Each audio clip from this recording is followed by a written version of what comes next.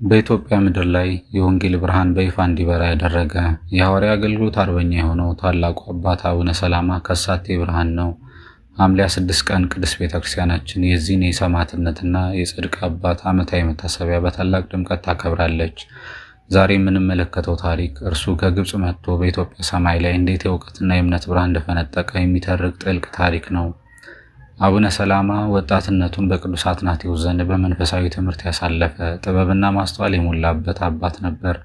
በዚያን ዘመን ቅዱስ አትናቴዎስ በአክሱም ንጉሥ በአብርሃ ወአጽብሃ ዘመን አቡነ ሰላማን ከሳቴ ብርሃንን የገለጸ በሚል ስም ወደ ኢትዮጵያ ላከው።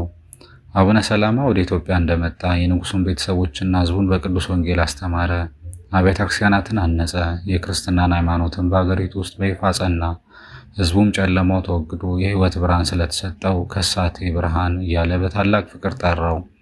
አቡነ ሰላማ ለሃይማኖት ብሎ ብዙ መከራን ተቀብሏል። ከሀገሩ ርቆ በችግርና በስደት ውስጥ ሆኖ ሕዝቡን ከክፉ ትምህርት ለመጠበቅ ደክሟል። መጻሕፍትን ከግሪክ ወደ ግዕዝ ቋንቋ እንዲተረጎሙ በማድረግ ረገድም ትልቅ መሰረት የጣለ አባት ነው። በዘመኑ ማጠናቀቂያም ስለ ክርስቶስ ፍቅርና ስለ ሕዝቡ አንድነት ሲታገል በጠላቶች እጅ መከራን ተቀብሎ ሐምሌ 26 ቀን በሰማዕትነት ሕይወቱን ፈጸመ።